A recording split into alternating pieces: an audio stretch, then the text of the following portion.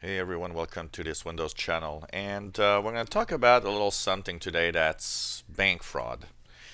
Bank fraud is something that's very big, and it often has multiple ways of getting you, from cloning your debit cards or credit cards to, just plain fraud of all sorts. But one of the things that a lot of people get actually stuck into is fraudulent emails from what is supposed to be a bank. And an example of that is my commercial or my business email address has at least one or two fake bank you know emails every week. And a lot of people, see that and say, "Oh, really? I've got a problem with my account. Oh, I've got to log in to because there's been some kind of a fraud." Or, well, that is the fraud. First of all, remember rule number one: no banks ever require you to send personal information through email. Never. They will not require you to enter any personal information on a website.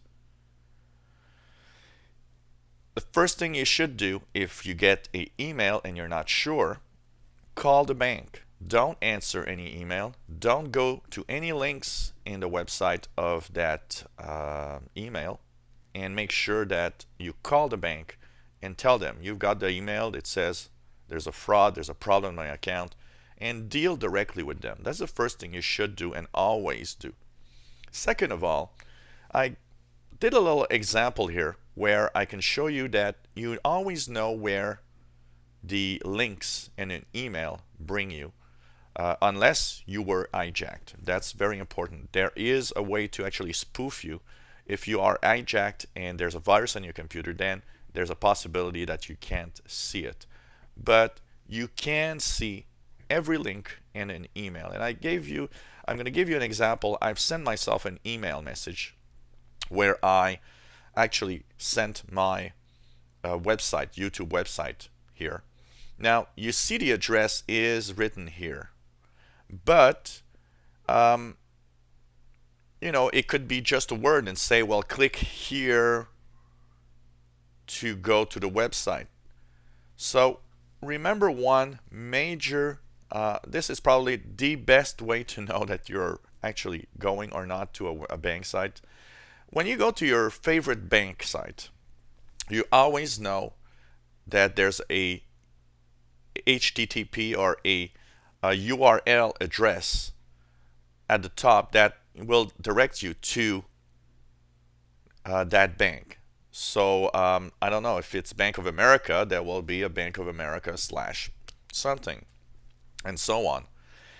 So when you actually put your mouse pointer on a link at the bottom, look at the bottom left of my screen here where there's nothing right now. When I put the pointer on the link, it tells me where it actually is going: https://youtube.com/user/the official Windows 8.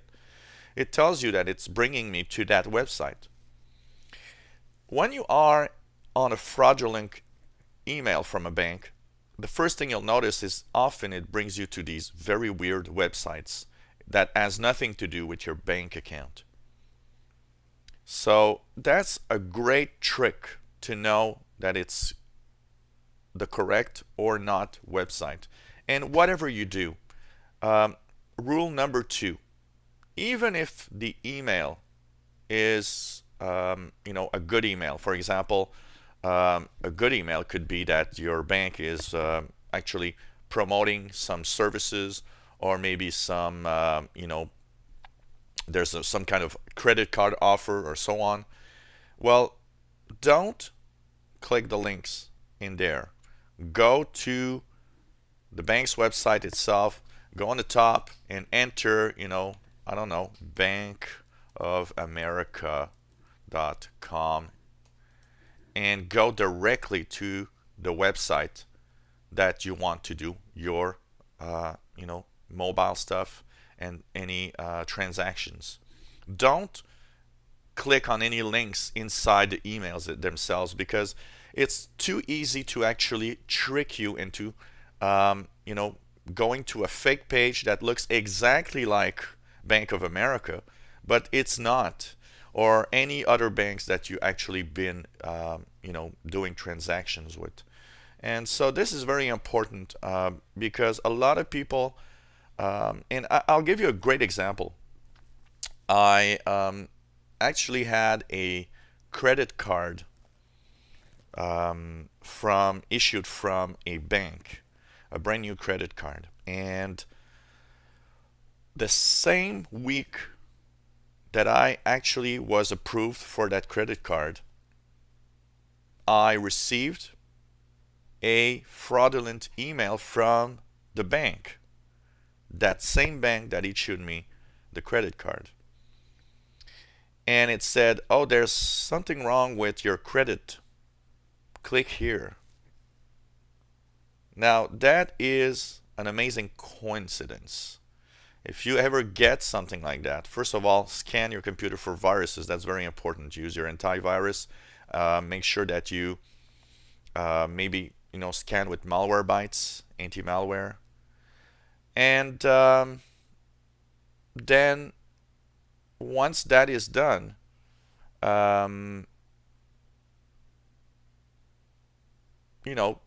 don't answer any emails there, because the coincidence is so high that you might be tempted and say, oh, well, I just received my new credit card.